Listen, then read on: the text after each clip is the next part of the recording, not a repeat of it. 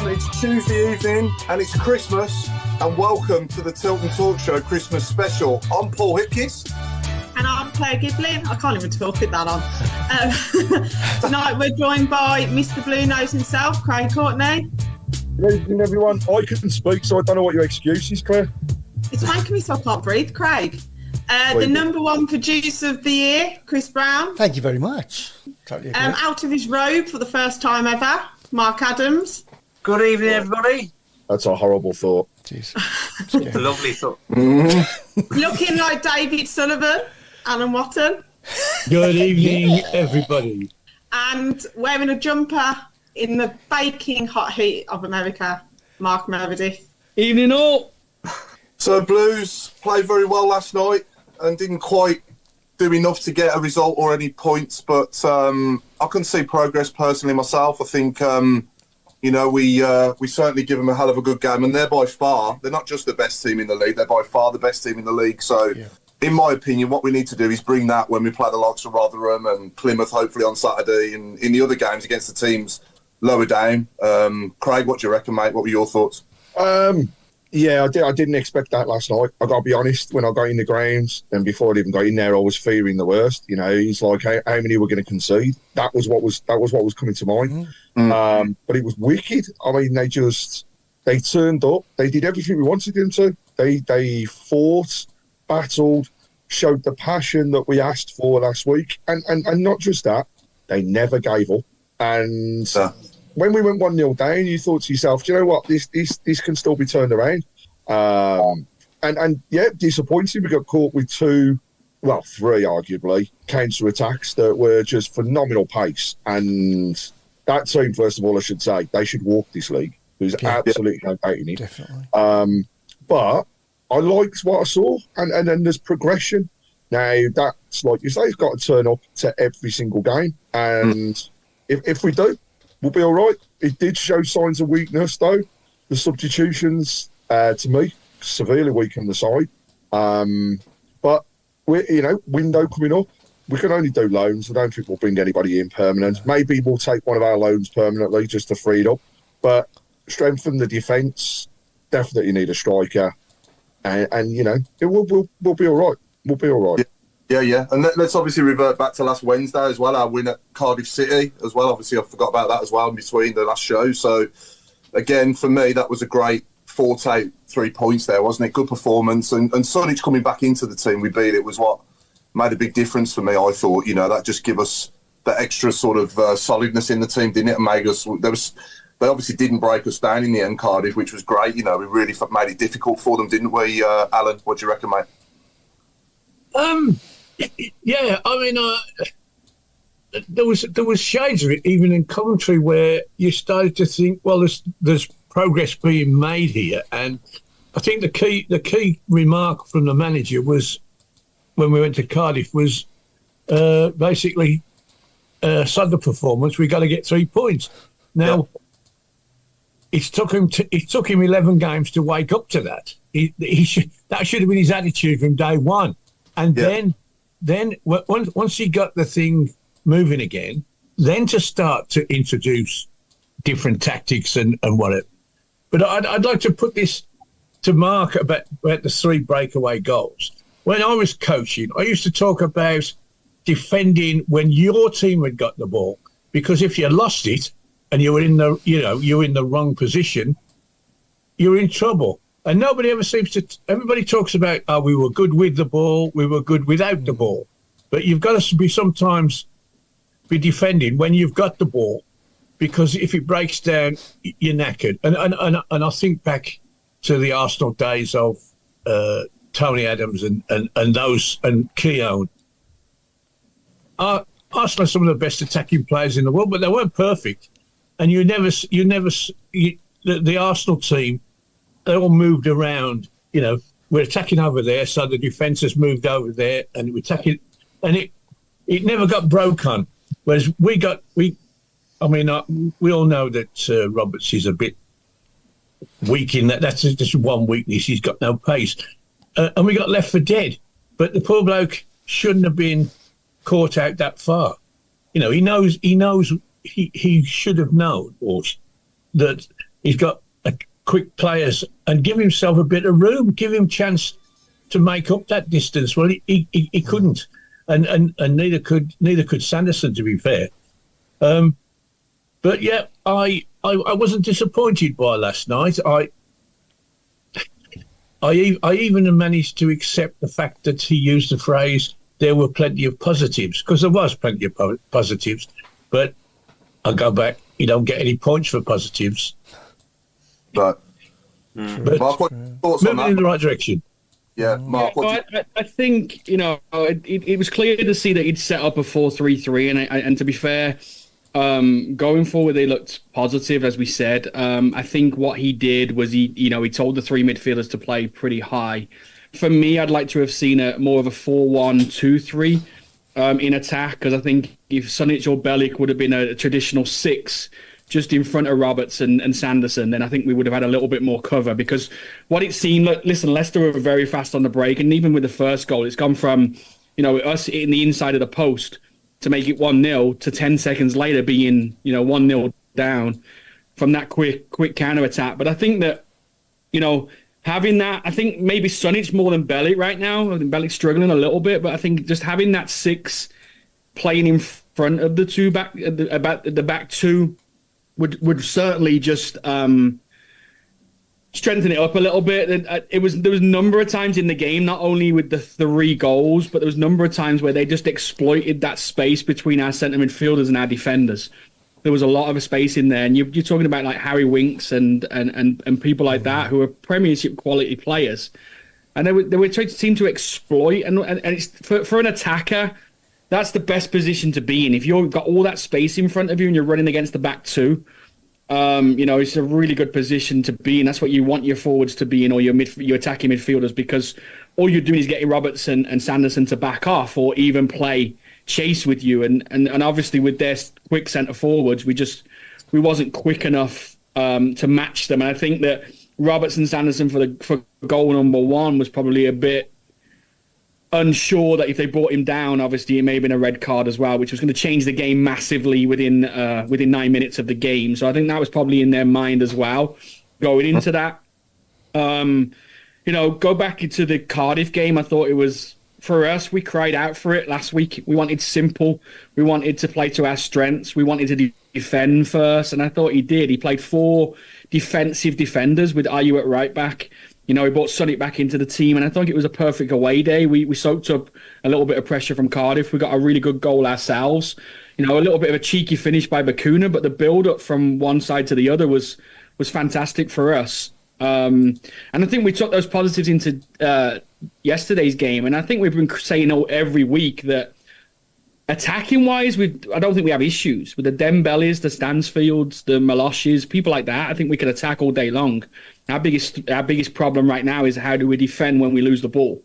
And I just think that a 4-1-2-3 formation would probably suit us and allow Sonic just to do that real horrible dirty work in between Sanderson and Roberts, or Sanderson or whoever else it's going to be. But no, I was pleased with last night. And listen, I sat here last week and said we'd get 2 losses. I prayed for 2 draws, so 2 points. So to get 3 points out of those 2 games is a big plus. Leicester, like I agree with you, Paul. Leicester are outstanding. They should walk this league with their eyes closed. They've got the parachute payment from last year.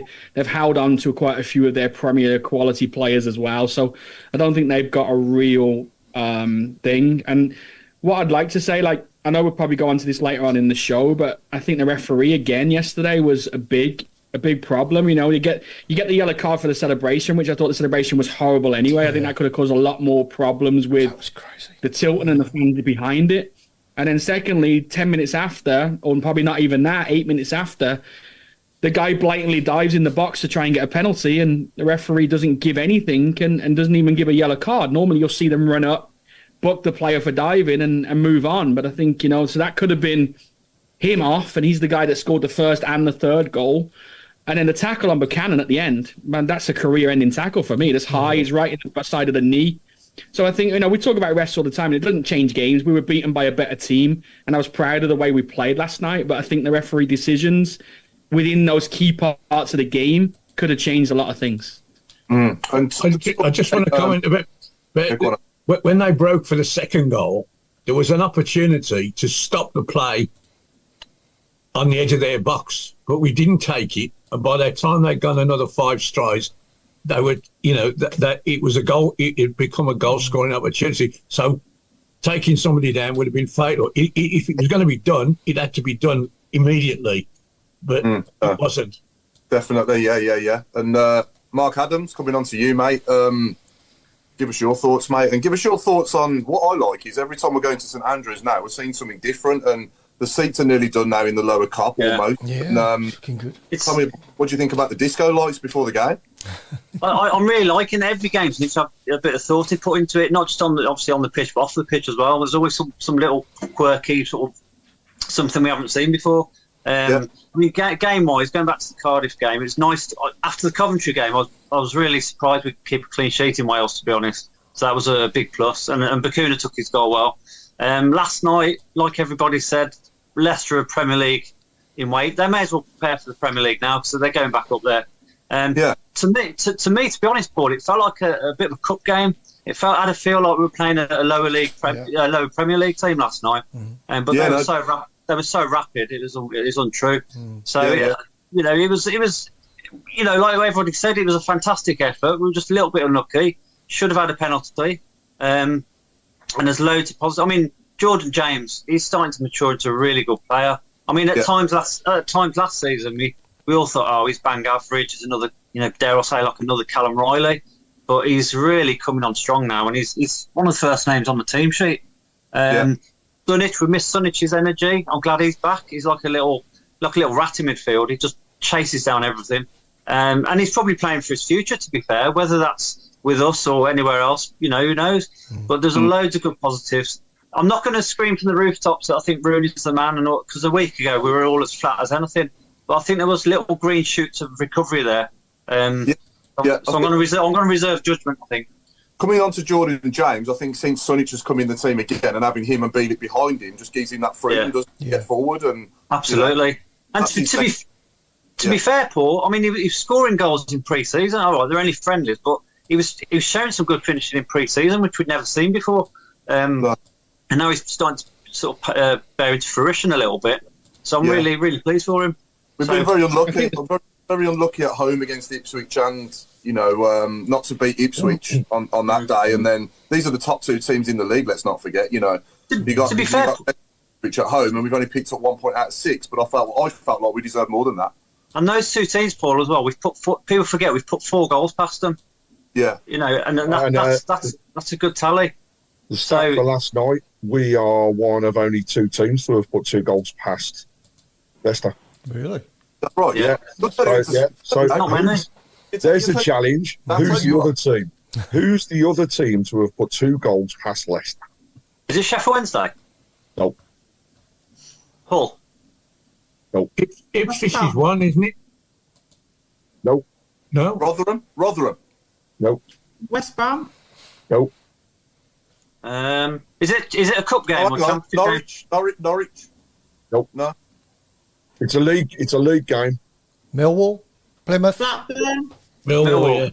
It is indeed. So Matt Chance, Michael Kelly, and Ray Obro, very, very true. And coming through now more and more. But they're the only other team to have put 2 goals past them in the league. I think another thing that's improved, James, is his introduction to international football. Hasn't done him any harm at all. Yeah. He's playing, I wouldn't say with better players, but he's playing a higher standard where more is required. And that's when he comes back and he's not in the side, you're a bit surprised. You think, hang on a minute, this bloke's been playing against, I don't know, whoever Wales have been playing lately, and he should be in our side. And I think, again, the penny's dropped with the manager. This kid is improved. I mean, it's not just a gradual improvement. It's a rocket. I mean, he's gone from, as we said, an ordinary prospect, shall we put it that way, to first on the sheet. He's raised his game, hasn't he? Yeah. Pete Taylor's just hit that right on the head there. He's just said against better players rather than with better players for Wales. That's Jordan James. Yeah. Absolutely. Yeah, 100% on that one. Yeah. The other thing I think that's happened, and Claire, I know you could probably talk a little bit about Saturday evening and the conversations that were had at the ground with Mr. Shuttleworth in a wee while, but we have, or do seem, should I say, to be seeing a little bit of meet us in the middle, because we're not seeing as much of this playing out from the back as what we did before. But what we are seeing is instead, I'm not saying hoofball because it's far from it, but we are clearing our lines a lot quicker. We are making sure that that ball is going up front. So, you know, Claire, tell us about Saturday evening. Actually, just before you do, huge congratulations to the Punjabi team at Blues and all of those people that were involved on Saturday evening, because what a incredible challenge to do this time of year, but also what an effort to raise the amount of money they have, you know, smashing over £10,000 between everybody incredible for that stop out and helping towards the overall totals at the club. So well done. And Claire, what was said? Well, to be honest, I can't talk with that.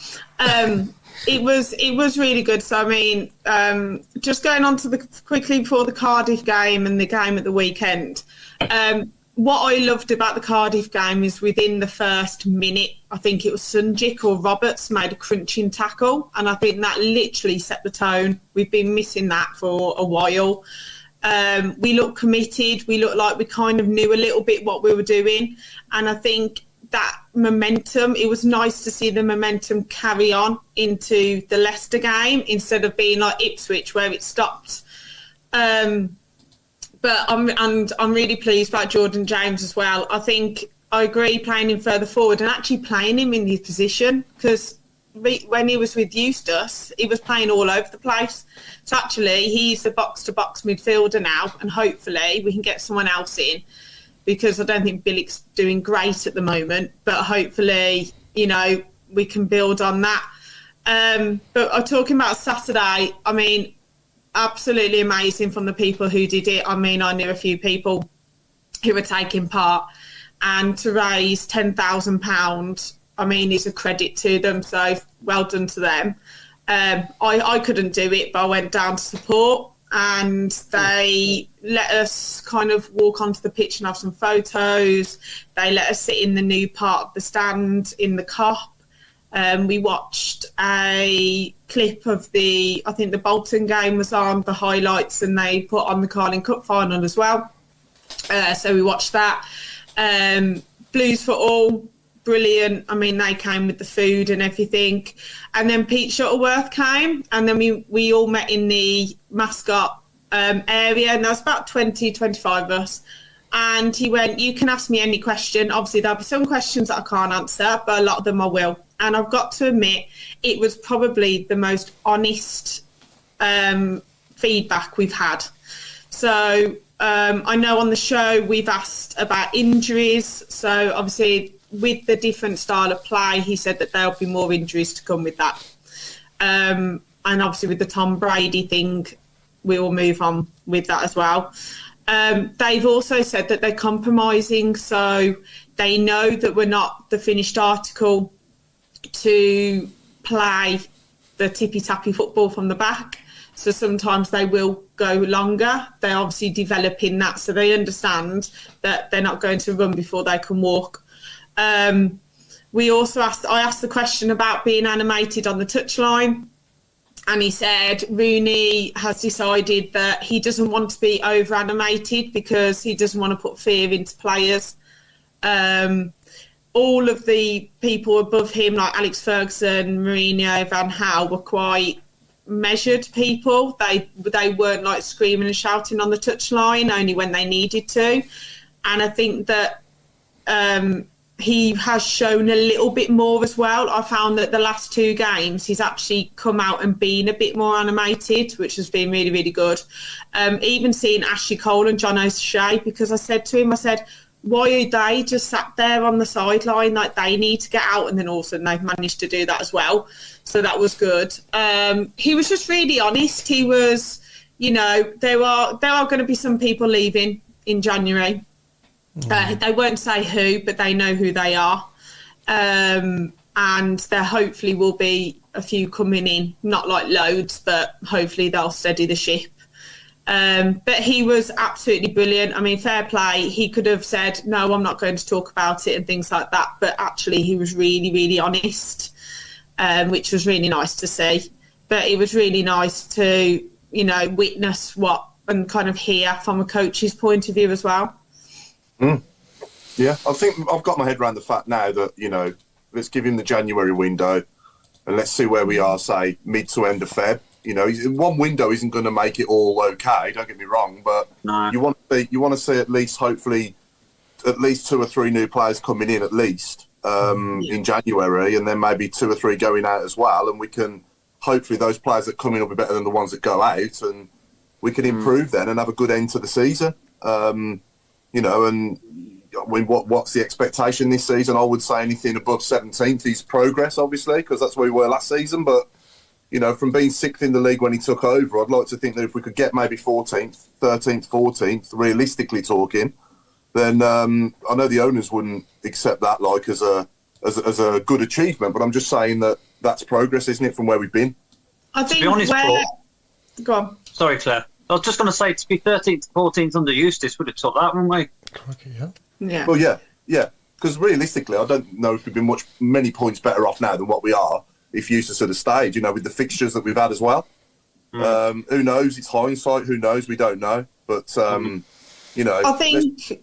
watching last night as well, I think that's what we've got to strive to kind of be.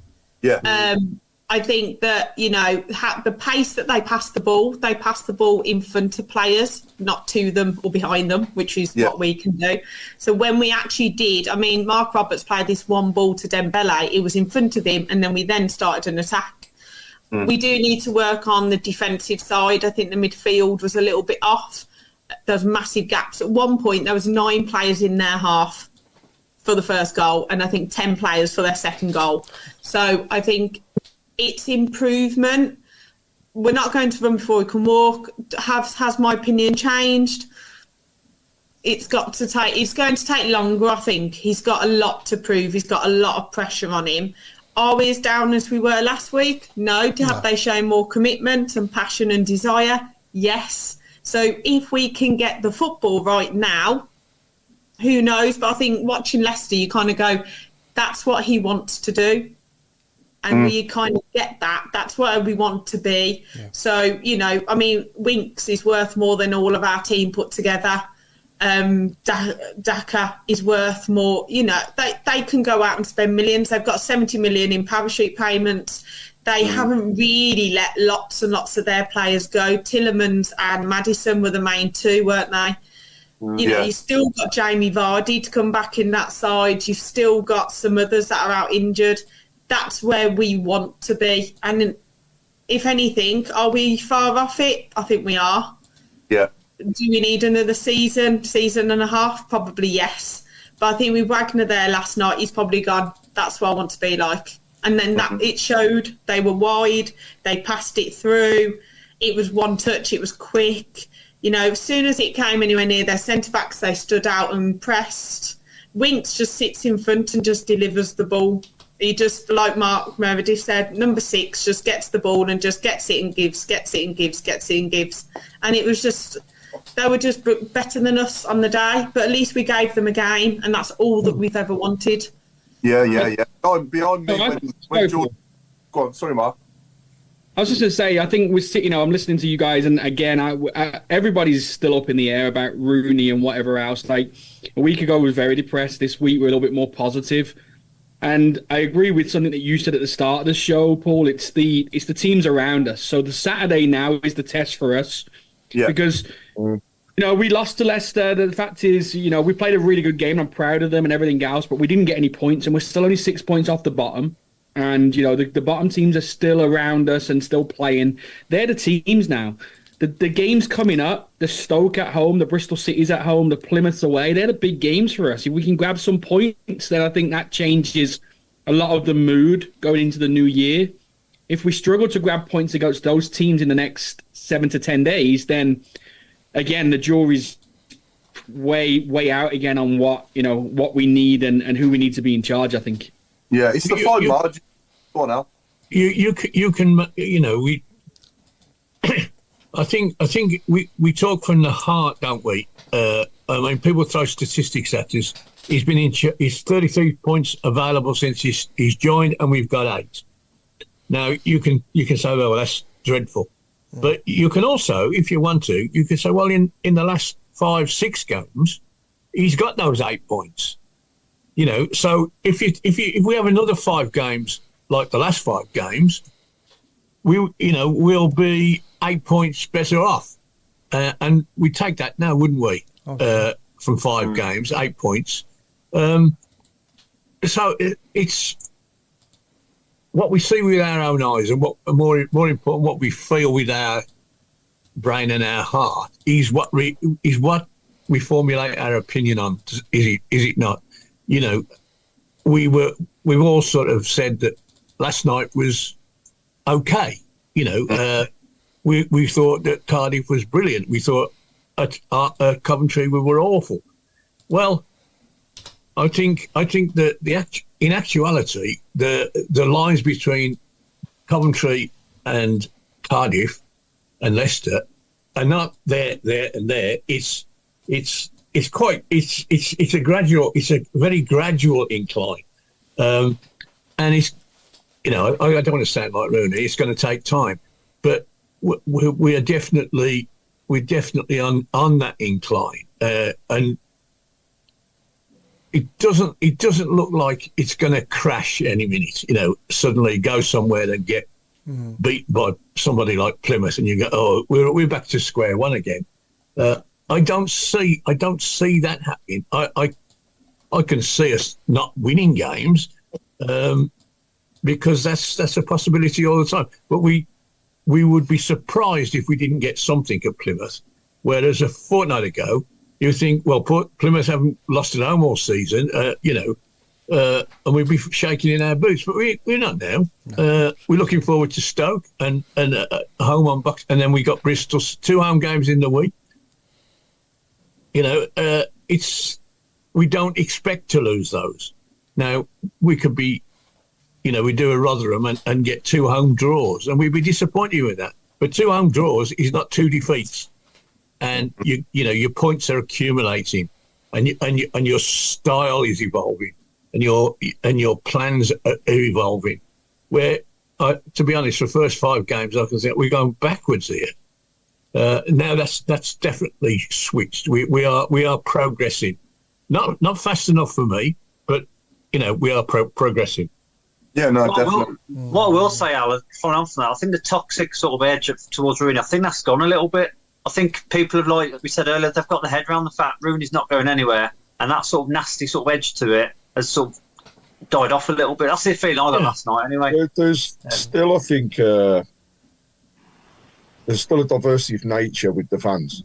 Yeah, there is. Yeah, I've still heard a few. There's still that we don't know which way to go, and there's still there's still the haters. But Claire said it earlier. It's going to take a long time to turn some of these people around, and the only way that can be done is by continuing with types of performances we've seen in the past 2 games, and then perhaps people might believe a little bit more.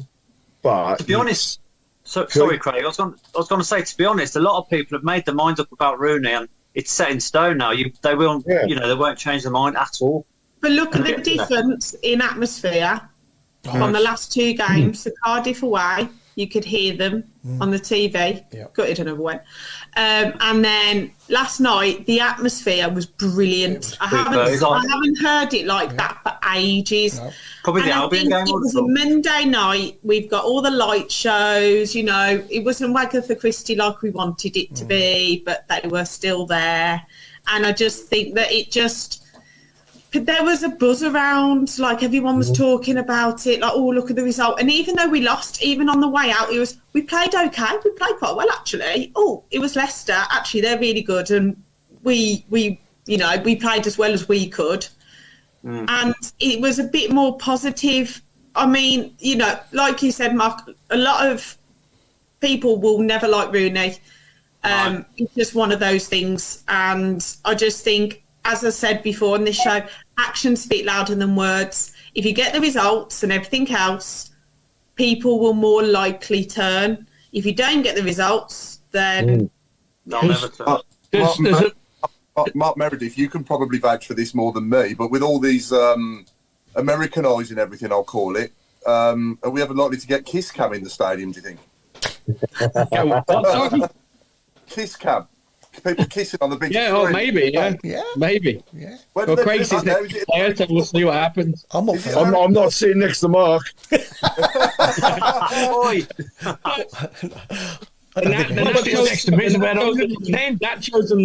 Nachos and popcorn's coming next. Oh, Yeah, lovely. is it the baseball where they do that in America, or is it baseball and American football? Both, yeah. Basketball mainly. Basketball as well, isn't it? Anything. You don't have to leave your seat anymore. You can order everything on your phone and they bring it to your seat for you. So Wow. Oh, wow. But the only good thing the one good thing about the sports here in the States is that you can drink at your seat, so you don't have to leave your seat, but they'll bring your beers to you as well, which again, I don't know if that'll ever go to English football. But the fact that you don't have to get out of your seat and miss anything, and they'll bring your beers to you and everything else, it's brilliant. It's a dream. I mean, we'll be waiting till 90 minutes till everyone's got their drink at the Blues. And to be fair, I mean, after that celebration last night, I've got to admit, whoever was in front of him, that could have caused an absolute riot. Oh, that I was thought ridiculous. literally when he was doing it, I was like, you're doing this to the wrong fans. Because if they did have a drink down there, it would have been all over him. I don't know what it is. It's this new celebration that they're doing, but that to me is inciting like trouble. That to me should be a red, because what you're doing is you're inciting trouble. Because if somebody came on and did what they did to Grealish, would you be surprised? No. Is it right? Of course it's not. But you know, it's just ridiculous. I couldn't believe it. I was like, you're doing this to the Tilton. Like, you are sat there doing this to the Tilton. You've just scored. I don't even know who he is, so... You know what we could say, though? Credit to the fans Yeah. for not retaliating in the way that they could have done. And it took a fair amount of abuse. I think they were too far away, though, Craig, I think. By the time they got down there, they'd gone. To be fair, if you'd have had more fans at the bottom Tilton, it could have been an issue. That could have been. It could have been bad. Yeah. I think the safe standing barriers got in the way as well. Barriers got in the way. Yeah. And then Can I just just edging back a bit to, changing managers and not changing managers? There has been at least 8 or 9 managers sacked in the top 2 divisions in the last couple of months. Yeah. Not one of the ones that are sacked, I've thought to myself, we could do with him because they're no better than Rooney. And none of the ones that replaced them, I've also looked at them and said, I wouldn't want any of them either. So, and plus the fact, Eustace has had none of those jobs. He's not been offered one. He's not been mentioned with one. So that's something else. But, we've got Rooney, and for better or worse, I think he's we've got him for worse at the moment. But I say I've looked at all these people who are changing clubs. I mean, the guy at Forest, I've always thought he's, but do I want him? No, I don't want him. Did I want Mike Beale from Rangers? He's gone to Sunderland. No, not really. I don't see anybody who's getting the sack or being placed in new jobs as being any better than what we've got, to be honest. So, let's be patient. What I'll say to that though is, Al, that, if, let's rewind now, let's say it's the day John Eustace has gone and Steve Cooper has just been sacked by Nottingham Forest, he'd be the first name on the tip of our tongue, I think, because he's got a promotion on his CV. Of course. And to be honest, and he hasn't, Forest aren't in the bottom 3. He's left them, not in the bottom 3, so... I would have Cooper. I think if there was the option... I think Potter, people are just deluded. I'm sorry, he's waiting for a Premier League job. He wouldn't look twice about that. Yeah, I just think I would have Cooper. Like Paul said, definitely. He's got someone promoted. He's actually brought like a brand new squad in and actually made them gel. That's a big thing. And that, you know, with Ilanga and people like that, you've got some decent players there that he's brought in. So if there was going to be one person, I think Cooper will be on a lot of teams' radars now, and I think he will get a decent job. We'd probably have to give Rooney, £5 million in compensation now or something like that, and I'd rather spend that on a player. That's a week's wages for him. We can't. I'd rather us not have to do that and stick with Rooney, and hopefully he starts doing really well, and we can then spend that money on the squad rather than, you know, sucking the manager. Christmas will be the time that I think, you know, with the amount of games that we've got, with who we're playing as well, I think that will be the be all and end all. Yeah. Can he keep this going? Can we build some momentum? Can we get some points over the Christmas period? We are known not to be good over the Christmas period. So we've got to change it. It's as simple as that. So hopefully with everything that they're doing, with now the last 2 games, with all the positivity, let's build that and go into the Christmas period. I would be happy 1 win, 2 draws, 2 wins and a draw. I think that would be minimum. I think you've got to go for it. I think just going on to that, I think as soon as the owners came in, we knew that these owners are not just here to, you know, sort out the crap that we had before. They're here to make the brand as big as they can, the city as big as they can. Rooney was on a perfect appointment for that, and it's proved over the last 3 months, regardless of results, the TV coverage, newspaper coverage, everything that Rooney brings with him has been there. And I'm sure the club has made a lot of money from that. Now, as fans, we don't care about that too much. The results on the field and the performance of the players are what we want. And right now, I'm still very much on the edge of Rooney not being that manager. But I see why Rooney would beat out Cooper and all those type of people to the American owners that come in and want to make the brand as big as possible, because there's no hiding the fact that we have gone up 4 or 5 steps with Sky Sports and with other people from that point. Just a couple of comments on the board, actually, Paul. Sorry to interrupt. Actually, I thought, you know, got Eamon Colin. His comments is, we were contenders under Eustace. It's unforgivable what the owners did. I personally don't think we were contenders under Eustace. No, I think we were punching well above our weight. And, you know, just put it out there to the listeners. If we were under Eustace now, where would we be in the league? Be completely honest. Start well. Every season we start well. Every season this has happened. International break, and then we drop. Yeah. We always it's happened. So if you compare season for the last 4 seasons, we've done it exactly the same. It was like last season, before I came on this show, we're doing okay. I came on here and then we've been rubbish. It's all your fault. Yeah, probably is. But I mean, going back to likening Eustace, the good start and all the rest of it, it's like any of us beating Usain Bolt over the first 2 centimetres. You know. It's crazy. You've got to explain that one, Mark. I saw Paul's face. He's puzzled. I'm lost. It's like it's not. You know, it's. What I'm trying to say is just it was the very start of the season, wasn't it? Was it 5-6 games? I might do that. It's no tangible. I might be able to do that if I was in an Uber. But, you know... Basically, it's a marathon, not a sprint. That's what I'm trying to say, yeah. That's what I'm trying to say. I believe you, Mark. No problem. I'll clear it all up. Yeah, cheers, good teacher. Good job. Yeah, no, we were definitely punching above our weight in 6th, but I honestly don't think. I mean, when I think back to Rotherham at home, probably under Eustace, you know, in hindsight, we'd have won that game. Would we have beat Sunderland away, Southampton away? Would we have beat Ipswich at home? Would we have beat, Hull at home? We would have beaten Hull. You think we'd have beaten Hull under Eustace? Yeah. That September under Eustace was awful. Listen, I think if we... dreadful.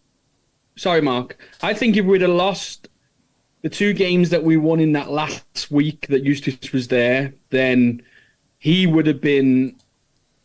I'm not going to say hated, but he would have been called for his head, because I think the run we had before those 2 games, we got to remember, wasn't good. results wise. Yes, we've said it on the show loads of times. The passion and the love and everything for this guy and the group of players was head and shoulders above what it's been over the last couple of months. But again, that doesn't bring results. And apart from that week that he got sacked, the results before that were probably just as bad as what we've been looking at the last 3 months. We were unlucky against Preston and Watford, though. Out of all those results, I've got to admit, we probably would. We deserved another. We deserved to win those games. And who we were missing? We were missing Lang during all those games. Laird, I mean, sorry. And what's his name? Buchanan was never on the losing side until he came back after injury and suspension. And people say, "Oh, well, he played against Watford." Yeah, when he left the field, it was 0-0. And we conceded 2 goals from that left-hand side immediately, you know. Yeah. My argument to you was say that Eustace suffered from injuries and suspensions. Now, I think, to be fair, so is Wayne Rooney. But my attitude to is, well, you're the man with the big bucks. You're the man that's supposed to be X, Y, and Z. We're not even going to let you use that as an excuse. You've got to deal with what is not what you'd like it to be. Whereas with John Eustace, we might have said, well, he had a bad month because of injuries and suspensions. This guy's had a bad month with injuries and suspensions, but I certainly aren't willing to give him that as an excuse. No, because you've replaced a man who was getting round that problem. And now you're not getting around the problem. So, you know, you can, again, I go back to my statistics. He's got eight points from 33 in 2 months. He's got 8 points from 15, in the last 3 months. All I'm going to say is that we just need to get some of the women playing, don't we? Top of the league. What a great game that was on Sunday. Segue that was. Nice segue there, Claire. Nice segue. Yes. What a way to end the year. But I think you're looking like 3-4 games in and everybody's like, oh my God, what's happened? You know, we hadn't won a game. We were teetering on the edge. We were losing to teams that last season we were beating. And we get to Christmas and we're top of the league, clear by a couple of points, 6 games unbeaten in the league. It's a brilliant turnaround from Daz Carter and the team at the club at the moment. That they have gelled. You know, I don't think they go into a game fearing anything now, which is just absolutely awesome. And they're playing that front foot attacking football that the club are asking, our first team to do. So it's brilliant where we are. A big gap now between now and the end of January, I think, is our next league game. So it's a big gap, but fantastic to have them there. And, going to next year, let's have some more people down there to support them during those few home games that will be left. Let's help them get to that continued promotion push and get the club back into the Women's Super League where we all want them to be. And ultimately, we are big enough to be. Can I ask a question, Craig? Sorry, Craig. Yeah. Can I ask a question? How many games did it take Darren Carter this season to get to this level with his players? Did he have a really bad start? I thought he was going to get sacked. I got 1 point from the first 4 games. I thought he was going to get sacked. First 4 games, and people were actually beginning to say, he's time up for Darren Carter. Can't do it. There was all sorts of things, we questioned it. There was a lot of people saying it, but it needed that clicking, didn't it? I went to one of those games live at Lewis, which is only down the road from me, and they were awful. They were shocking. Lewis were bottom of the league and should have won. They were the Blues ladies. I'm afraid, what on earth's gone wrong? But Sunday was such a good game of football. Fair play to Sunderland. They were half decent side, and we had an incident where they should have scored and somebody kicked it off the line, which would have made it 1-1. Yeah. That changed the game. And we went down and they stuck one in their own net, which was a bit of a joke. but the third goal where we really, take that, it was a good goal, 3-0, job done. Let's all go home. I really sat there and enjoyed every minute of it. Incredible. No, it's good to see. It's good to see us do. Also, though, obviously there's no transfer window. I understand in women's football. So, I know since we had been struggling, we'd brought in a couple of new players. Carts had gone out and got a couple of new players in at that time of the year, and that changed a few things as well with the team. We've talked about the men's side all the time, and we basically said we'll give it till January. Alan made the point last week. The gap between Rooney coming in and the transfer window was big. Yeah. If it was only 4 weeks, then maybe we would have seen a big difference in results in a month, because maybe we could have brought in a couple more players to strengthen what we have. And yeah, he has been unlucky with injuries and suspensions, 100%. But I think a transfer window for the type of club that we are, we did have a massive gap where I'm not saying that Carts has gone out and bought his way to the top of the league, but certainly be able to get players in when they were struggling, I thought really helped push them forward as well. We've also brought players in that have points to prove, and alongside that, people that know the club. So, we've had the return of Remy Allen. Remy was at Birmingham during the ladies' time in the Women's Super League when we were at the FA Cup final, when we were playing in Europe, and she knows what makes the team tick. We then bring in other players that have also been at the club previously because they know what Birmingham means to them, and they're all coming in, and don't get it right, in terms of the game and in terms of their age, you'd say, oh, God, they're still young. But actually, in terms of the ladies' game, they're probably not spring chickens in terms of coming through. But what we have got is a perfect balance. And that's, we nearly had it last year.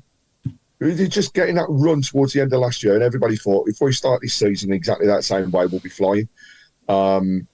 We didn't, but now we're proving what they can do. And Carts has brought in some international players, not just, the likes, excuse me, they're going to sit on a bench, but they're international players. Fuso, Brazilian international, who was coming from Man United. We paid a record fee to bring her into the club. And when she started, just come off injuries. So everybody's thinking, oh, no, not going to be good. Now, flying. So let it continue. And the other thing we're desperately trying to do is get Carts and a few of the ladies onto the show to talk about it more, to get more involvement with it. And, these American owners, and Mark, you'll vote for this, but out in America, ladies football is huge. So if they can do half of what happens in America, we can go a long way. And let's see what happens. Let's bring it on. Good question coming in from Kevin Kelly, actually. What are the panel's priorities for the January transfer window? He said, for me, defenders with pace. I'd have to agree with you, Kevin, I think that would be a massive improvement to the team. I would like to see a new striker as well. If we can get somebody up front, that's obviously you've got to be realistic having it at the same time. But if we could find a gem like a new Shay Adams from somewhere in the lower leagues or something, that'd be amazing as well. I'd say the speed, be quick. Centre back, a 6 and a forward. I would say for me, it'd be the spine going straight down it. Centre back, forward, and 6. I think you'll probably try and go and get for a goalkeeper. Now, again, I'm still not in agreement of probably getting a new goalkeeper in January, maybe in the summer, but I think the goalkeeper will be on his list. But I really feel a centre back, a 6 and a striker is something that he may look for. And then we've got to think about it. Do we buy Stansfield, or do we try to buy him, or do we keep him on loan and try and get another loan? We've only got probably 2 more loans left, and we can't have anybody else after that. So he's also got to be careful with that, because he's only got 3 on loan. He's only allowed to have 5 at the same time, right? I've said I'd like to see a new striker, but we might have one in our under-23s in Junior Dixon that could come into the team and back the goal. Just a heads up, he will be in the squad over Christmas. Oh, wow. That's Okay. what we've been told. So Junior Dixon will be in the squad because the under-21s have a break. So they have said that Shuttleworth did say that he would be in the squad. But I would have a ball passer in the midfield. I think that's what we need. We've got Sunjic, who's like the Robbie Savage of old, nitty-gritty. We've got Jordan James, the box-to-box. We now need someone who can sit and just pass the ball and just get the ball with it. Yeah.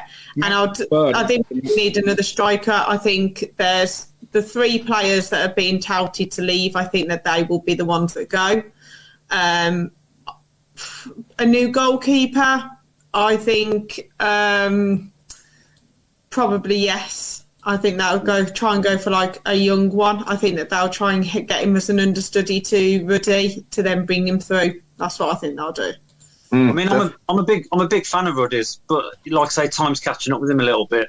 I mean, going back to last night very quickly, did anybody else think he had a rush of blood a little bit? Do you think he could have waited a bit before he... He wasn't quick enough to get out, and then he didn't do anything when he got out. So instead of making him, he either needed to go big, or he kind of went and then went. He didn't know where to go. He didn't know whether to go straight to him. Yeah. Which I think then he would have just gone round him anyway. He hesitated, didn't he? Yeah, he hesitated. So instead of making himself big or getting, I think it was Sanderson coming through, he didn't go quick enough. And I think he's hesitating a lot because he's not quite sure what he's supposed to do. I think because of how he's being told to play. So he's either being played, they compromise him, but are you booting it forward or are you passing it? I thought he was better with his feet last night, if I've, as a positive. I do think that he passed the ball quite well. But it does make your heart go when they pass it across the 6-yard box and across the goal. Yeah. And they've got the Everyone knows Rooney said that, didn't he? Rooney said he's nervous sometimes watching them play at the back, and I think we all are. The Ruddy one, it's difficult because as a coach, we would bank on our forwards 9 times out of 10 scoring in a one-on-one situation. Everyone puts the pressure on the goalkeepers, but I think, as I said earlier on in the show, the best position for an attacking player is to be running at somebody with a target. So, Ruddy's running out. He's got so things going through his mind. The striker's running towards him. He's got the target in front of him. As Claire said, if he would have come a little bit further, he probably would have just took it past him anyway. I actually thought they were pretty good finishes. The third goal was a deflection, which probably caught him out a little bit. He come off his foot and took a little deflection. But I thought the first 2 were pretty good finishes for the... On the attacking side of things, I think if our strikers or midfielders had scored them goals, we'd say they were pretty good. 2 good goals for us to score. There were carbon copies of Blackburn. So there were carbon copies of the 2 goals at Blackburn. Not nothing to do with Rudder. He was stuck. We lost the ball. They break, and he's stuck from. He's not preparing for that. And he got himself in a position where he couldn't go forward, go out his box and flatten the guy. That's the end of you. You've got to try and be cute and put the guy off. But as you say, they were too good for that. They were too good for that. Yeah, definitely. Have we got? Talking of goals, sorry, Paul. Just a quick one. Talking of goals, Jordan James's first goal last night was. Really good. I thought it was Mansfield when I first saw it. I was like, Jay scored us, and it was Jordan James running off. It was the striker's finish. Yeah. Oh, yeah. I mean, with Anderson and everyone coming back over the Christmas period, fingers crossed, we'll have a bit of a decent bench and a bit more pace. Maybe Benteke, right, Claire? No, thank you. Do you know that? Mark, you mentioned that, but it's come up on numerous occasions now, hasn't it? There's a couple of names that are constantly out there, and whether it's speculation or not, we don't know. But Benteke's name continually comes up. Do you know what? If he's going to come over and he's not going to cost anything, is he better than what we've got? What I can say is it's definitely come up 5 or 6 times here in America. Now, obviously, they know Benteke here. He's still at DC United. the fact that it's come up on the news 5 or 6 times that's the target. They're obviously don't have their season now in the MLS, so he could go on loan to Blues and not come back. Now, it wouldn't be my choice, honestly, but that has been mentioned 5 or 6 times over here. That's his next move, is that he'll join Rooney on loan and come back to the MLS. What is he now? 33, 34? He might be About older. 34, isn't he now? Is he 33, 34? Well, yeah, I don't know exactly, but I know he's definitely on it. But for me, he's probably another Troy Deeney. Deeney come, and we love Deeney for who he is, but he's past it. And I think that's He the used to same play with... for them down the road. He didn't do very well. And we want young and hungry, pacey strikers to go with what he wants to do. Why would you bring in Benteke? It doesn't make any sense whatsoever. But our problem is that we don't have, like we said this before, we don't have money really to spend too much right now with the transfer embargoes. There's not players on the market that are for sale in the prices and stuff that we can spend. So I think right now, if he wants to get a striker, unfortunately, that's what we're looking at. We're looking at someone who's a lower league striker that is younger, and we've already got someone like that in Junior Dixon. Or you're looking at getting somebody that is a little bit more proven, but maybe in the last couple of years of his career. One last payday. Because I think that's all we can really attract in January. In the summer, maybe different, but if he needs to get one from now to the end of the season, then we're not attracting a massive market, I don't feel. What happened to taking a punt on strikers in the lower leagues? I mean, in the past, when we signed Shay Adams, he was in League One with Sheffield United. We got DJ Campbell in years gone by, and players like that. Thomas Asante, whatever his name is, for West Brom, banging the goals in. Clark Harris. I'd rather have Clark Harris, for example, from Peterborough than Benteke, because I just think it's going back to the old days, isn't it? Remember when we used to get everybody that was basically retiring, and we can do better than that, surely. I mean, if he scores 15 goals for us, I might eat my words, but I can't imagine 33 apparently. Thing is, Claire, everybody's heard of Benteke. He's still a youngster. And if you go back to your American owners, Benteke walks through the door, people go, "Ooh," and it'll put a few more bums on seats. If we sign we can't even fill the stadium now. No, I know. Well, I know.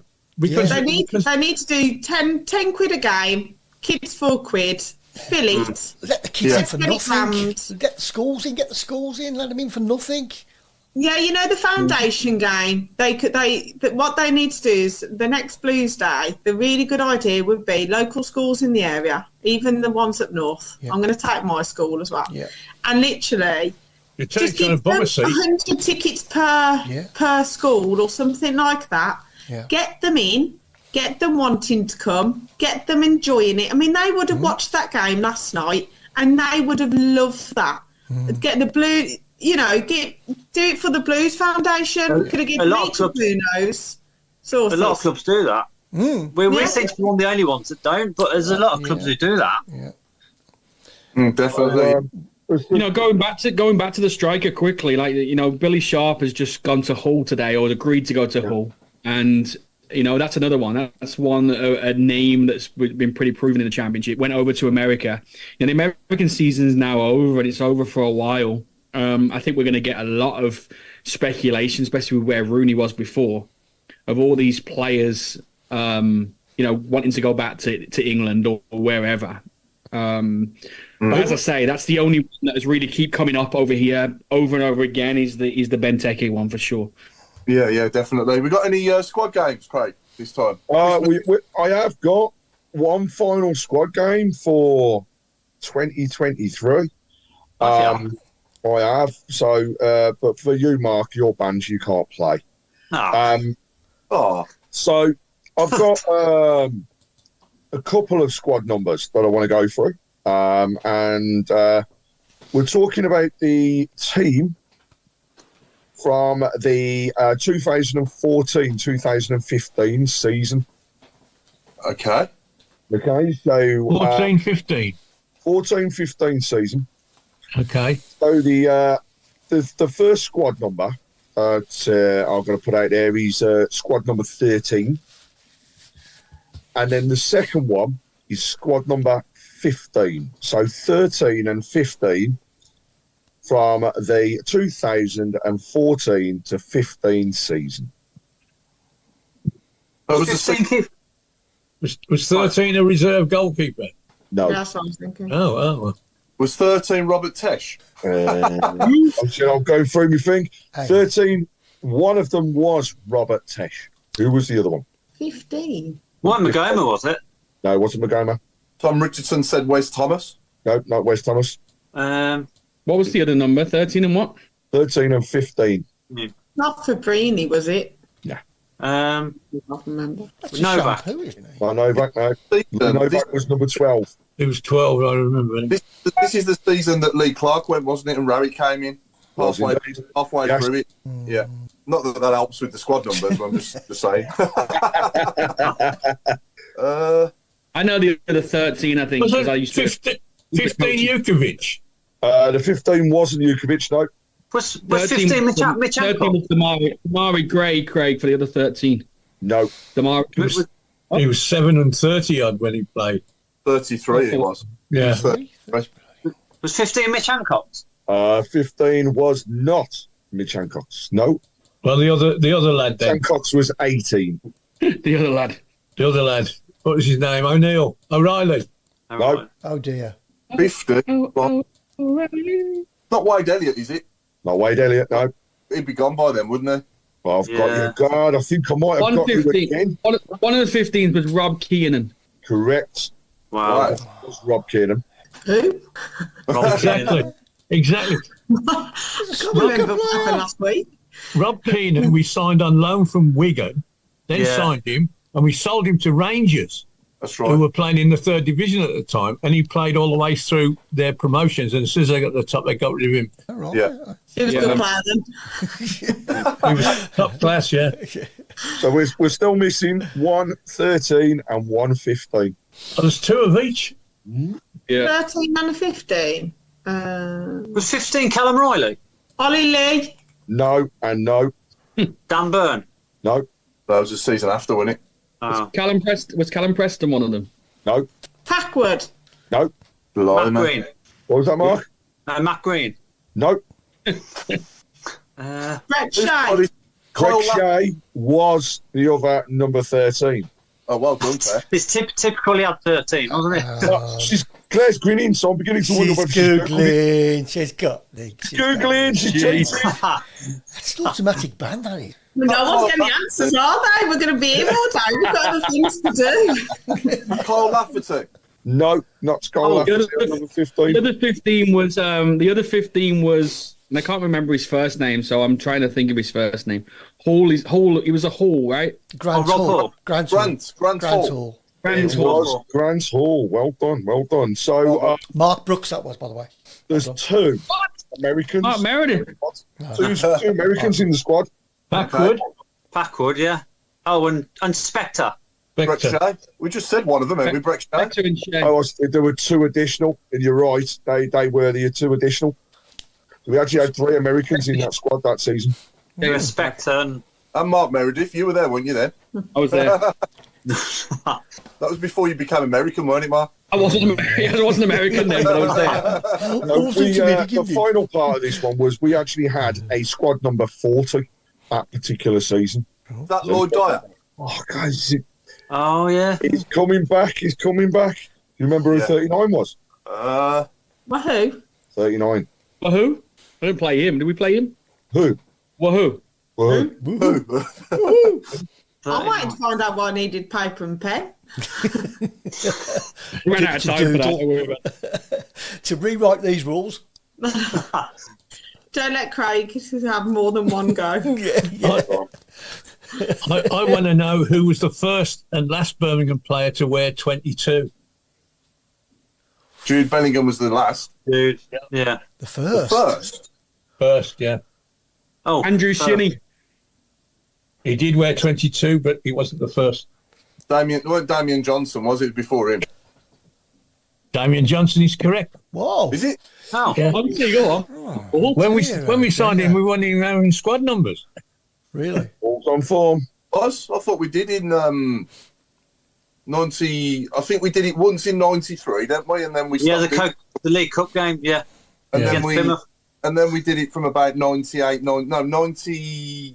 2000 season was our first season with squad numbers. Yeah, I can't remember who 22 was then though, Al. No. The final question on this particular one, before we can go on to your game, Paul, is who was the top scorer in that season and how many goals did they get? Donaldson. Donaldson. It was about 8, wasn't it? Top scorer. How many did he get? I'd say 12. 8. about 11, 12, yeah. Got more than 8, Mark, I reckon. 10. Hat-trick. He scored a couple of hat-tricks, didn't he? One against Oh, he got Norwich. one against Reading, didn't he? Yeah. Yeah, one against Reading. Reading was it? Yeah, okay. 6-1 was. Yeah. Yeah, he Well, actually scored. that was Damari Gray scored the Damari hat-trick against Gray. Reading. But He actually scored he got 15. a hat-trick against Bristol. 15? Okay, there's a few people got Did we- that on Facebook. Tom Richardson and Mark Brooks. Well done. Did we get the 39, Craig? Have we said who that was that season? Is that No, what you- nobody's come up with number 39 yet for that number season. 39 in the 2000. Guy Masusi played like 1 or 2 games. Who was that? Like Guy Masusi or whatever his name was. Oh, God. Oh, Moosey, yeah. He was indeed Guy Moosey. Oh, And Moosey. you're right, Mark. He didn't actually play 2 games. He made 2 substitution appearances. Who? Sponsored by Joe. Well planned. Oh, look, so not only is she now going on the radio and she's, going to be on the TV and everything else, she's now advertising herself as well. Why is she on the TV? What's going on there? How much do we think we Can't know say about too much, Mark. Said too much already. We'll talk about it later, Mark. I'll let you know. Yeah. So how much Thank do we all think that we know about each other? Oh, good God, that's a good one. I that mean, is. with I know it Mark's got only no 3 years.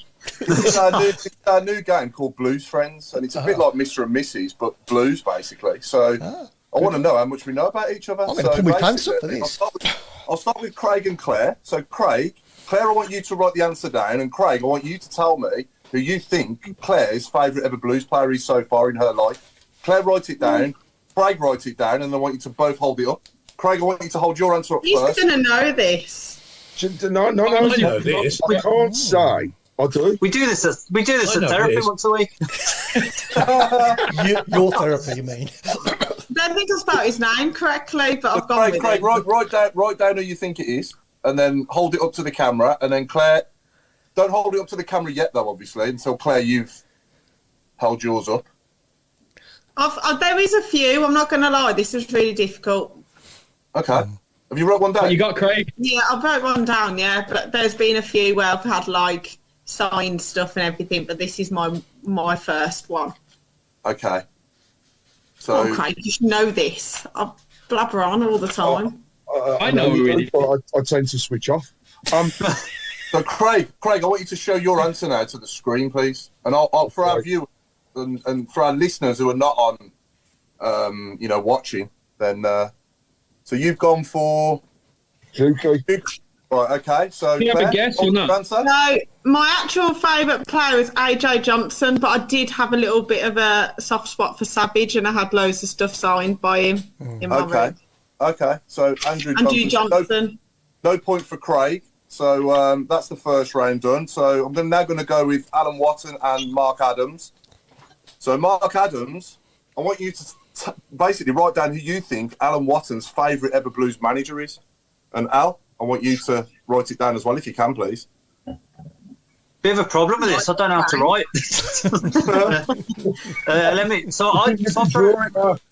All right. Alan's favourite blues manager ever. Yeah. All right. That's easy. Okay. Keep it to yourself. Was it pre the First World War? I'll give you a clue. I don't think it's Rooney.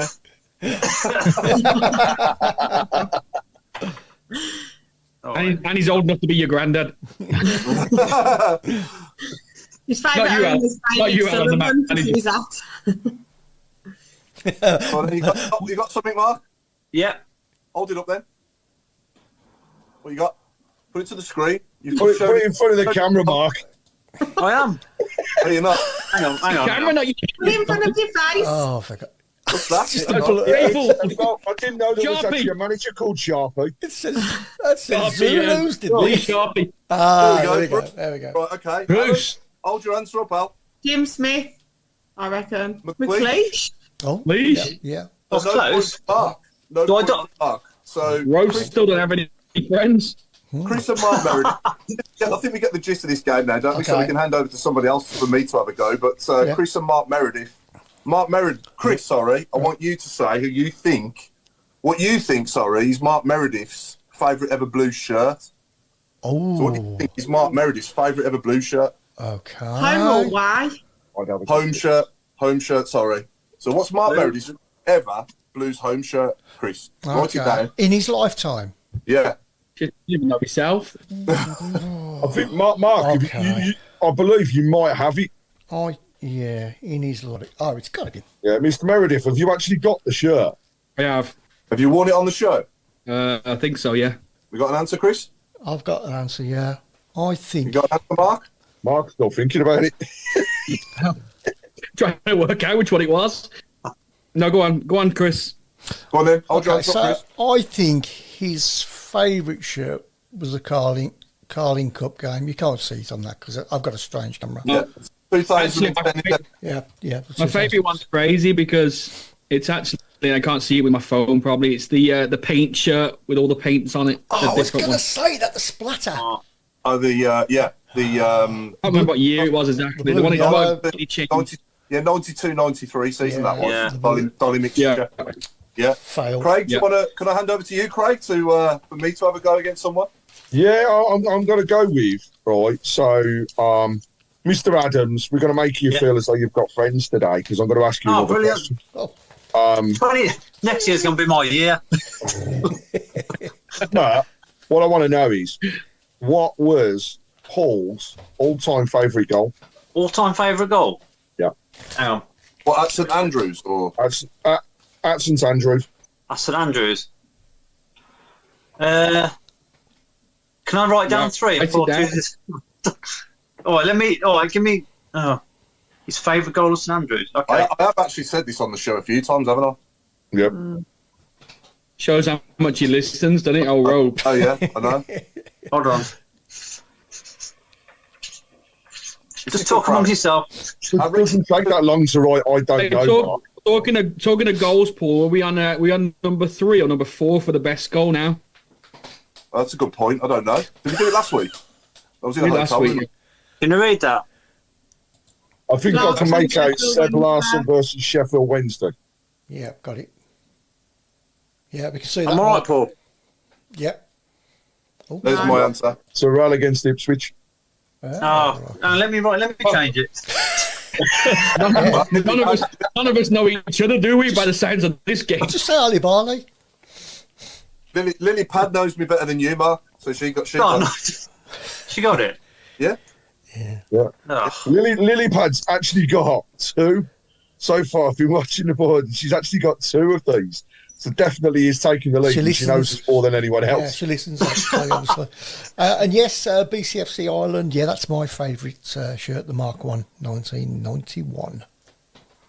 We're So on, Mark, we're on Mark- number 3, aren't we? Because we had John Gale. Gale, and we had Sebastian against Tottenham. yeah. No, we had Jerome. Didn't we? Against Well, So Jerome, and I'm number 4 now. Yeah, I'm 4 now. Yeah, so we're on 4 now. So, yeah, that's a good point, Mark. So the 4th best ever Blues goal. What do we think is the 4th best ever Blues goal? And Can I I know, nominate go on now. Andy Johnson's 4th goal against Ipswich in the semi-final? Never tire of watching that. Watching it. I say, Alan, man? one for you. My dad said, Alan, one for you. John Connolly's goal at Villa Park. Oh, Yeah, what a cracker! Yes, I was there. Yeah. Get that one out, you bums. And that's not what I actually said.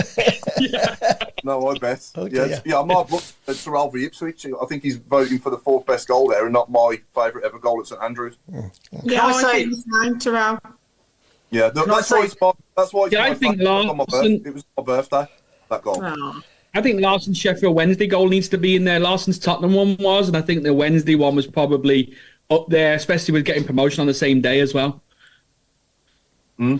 Or can I just throw in Kevin Francis against Leeds, the semi-final?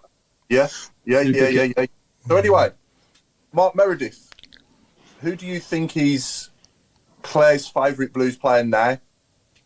Oh, we all know that. Laird, Oh, God. Yeah. She stalks. Laird, whatever his name is, Lang. Yeah. Is it definitely Laird? Is it Laird? Laird. It is Laird. His name's Laird. Not Have you ever Lard, seen not the Lard. smile on her face Not when she Lard, mentions not Lang, not Lou. Not Lardy boy.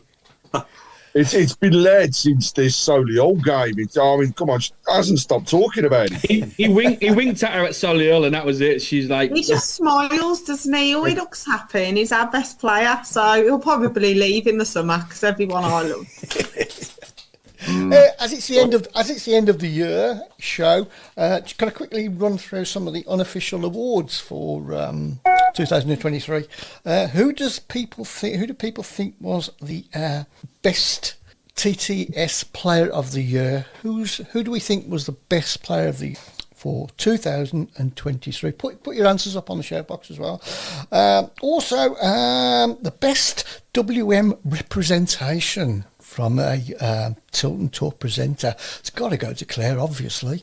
Yeah, totally agree. Adam Wilkes did all right the other night. Adam Wilkes, Oh, he was I learned from the best, though, didn't I, Craig? obviously not Craig. What can we say? Robe's friend of the year. Who do we say? Robe's Mark friend? Meredith. Definitely. I don't want to be friend. I don't want to do it. I don't want the award. Someone else. I think Robe's friend of the year is Emma Jones. Yay. Of course. There you go. Yeah. Emma. Mrs. Who needs friends when you've got dolly birds? Who do you think was the I pet, actually pet thought of the year? that was Claire's friend of the season, Mark, rather than Mark's. Oh, You know, of course. I had a lovely yeah. time. Yeah, it was, yeah. The most abused presenter of the year. Robe. This is going to be Robe. It's going to be a robe. Robe. Isn't it? I finally won something. And a couple of serious ones as well. The women's player of the year. Who do we think? Lawley. Yeah, I think I'd go Claire, with Lawley. Claire Giblin. And going to games, which was the worst decision of 2020? Robe coming back from Norwich. For me, it's definitely Never again a megabus. the non-giving of the penalty at was it? I remember Borough or Sunderland, Southampton. I'd agree with that as well. Yes, great show. Yeah, the one when he smashed Burke. Yeah. I think player of the year is a tough one, isn't it? I think from Ruddy for me. The player of the year, just on the shout box, Ruddy and Duke at the moment are neck and neck in terms of votes. What else have we got? Nigel Mann has said Robe's friend of the year is Billy. Billy, no, mates. Oh yeah, Very good. Even he stood me up the other day. Yeah, the worst decision, can I say, is Bell and Bow. yeah. Of course. Yes. Yes. That's got to be. Yeah. Because that's just outrageous, isn't it? Crazy, Really? yeah. Got a couple. Michael Woods has said the worst decision was the penalty we got against the Baggies. Yeah, that was never Yeah, a penalty. that was lucky. I think the best thing to happen to the club this year, though, has got to be the takeover, hasn't it? Yeah. Lucy Quinn is the heads and tails ahead as far as the player of the season or player of the year for the women is concerned. Got to. And Ben just said that. I can remember her name now. I was going to nominate her, but I couldn't remember her name. What was Stephen Gill has said Claire gets the WM award because he doesn't know what Craig's saying. Oh, dear. It's the Brummie accent, Craig. It just slips, like, it just sounds mad, doesn't it? I don't know what to say. You know what I mean? You talk to somebody from the Black Country when you're on WM, and so I thought I said it better. That's true. Oh, that's can't true. Yeah. pronounce your words properly, Craig, like what we can. The No, best. sure. But anyway, that was Blues Friends anyway, and I was hoping someone would get at least 1 point. But Between nobody us. No. did. Yeah. We did get a point. Mark Meredith got a point because he got led, but it was too easy. Yeah. We need to. Can we play this game again? No. No, you didn't. I mean, in the new year. with the same Yeah, questions and I answers. can. It is actually. I do quite like it. I think we should potentially Yeah, it's take fine. it forward. Well, do you want to do one more round, Claire? Yeah. Yeah, I would have the song, like which blues song's the best song of the year? Put it out there to everybody. Which blues song that we sing is the best? You can't have Keep Right On. But what other song is it that we sing? So Dion would probably be one of them. Yeah. Mine's the We Are Brummies. I love that song. I'm not going to repeat the rest of it. Stand up if you love the blues. Yeah. I'm not going to stand up because I've got no pants on. Ah.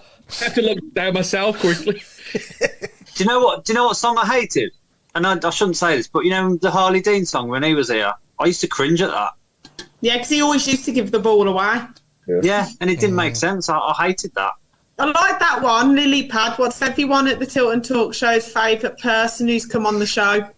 Yeah. Oh, the best favourite guest? Yeah. But this year, or Yeah. ever, this year, Yeah. we haven't many, have we? We haven't had Taylor. Not too many. Robbo. Gordon Taylor. I think that's a good shout, actually, Watto. I think he was I'd have to absolutely say, superb. I'd say Robbo in case he's watching.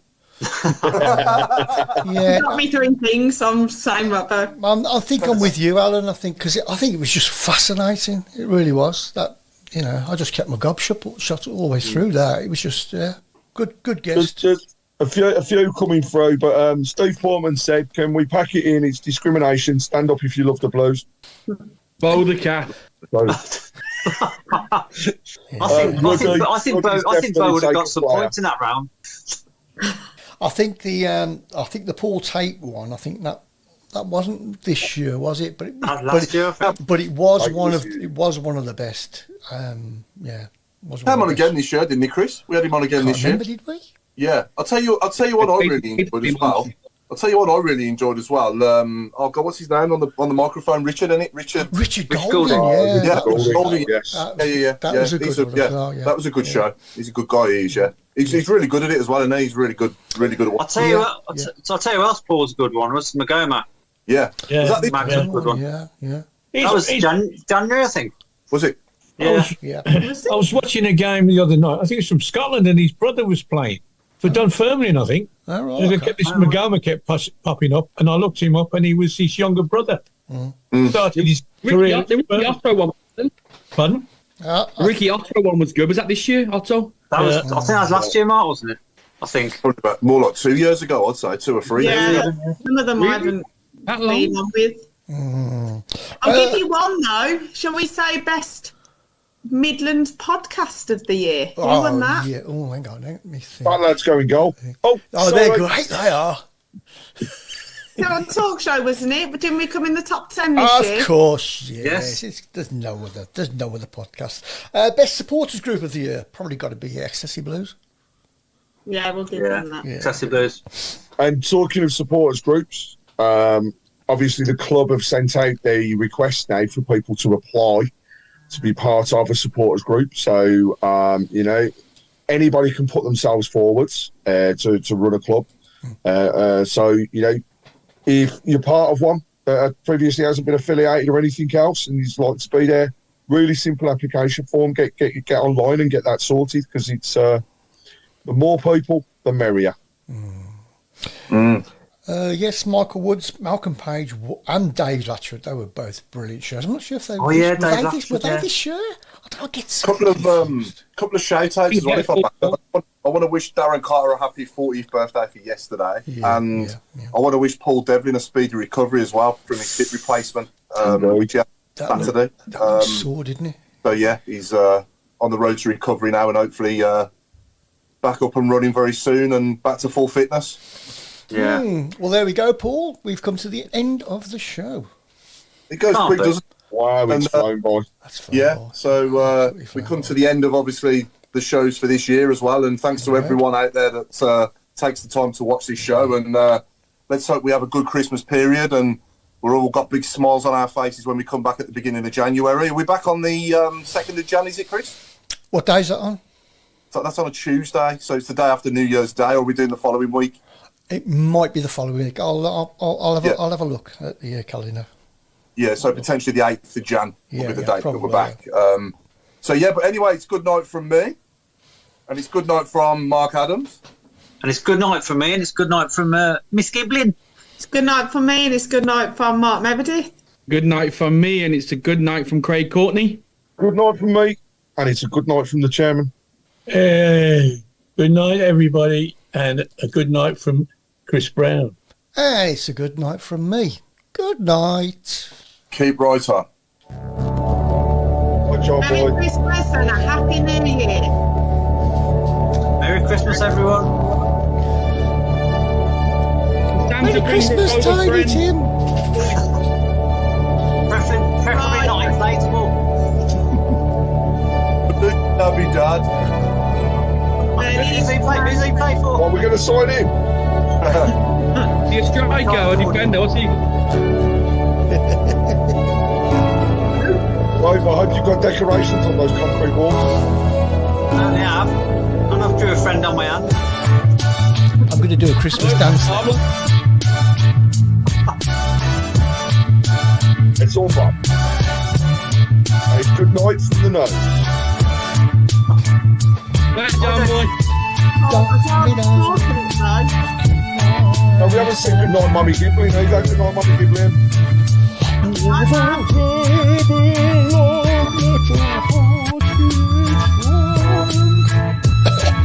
Mark, I hope you've been a good boy, because Santa's not coming otherwise. Don't take this sweater off yet. I'm sweating here. Can you do Secret Santa for yourself? Did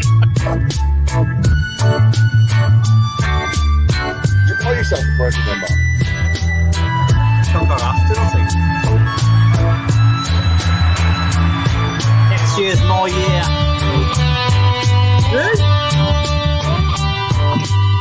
He's signing as well. Your goalie. Chinese international.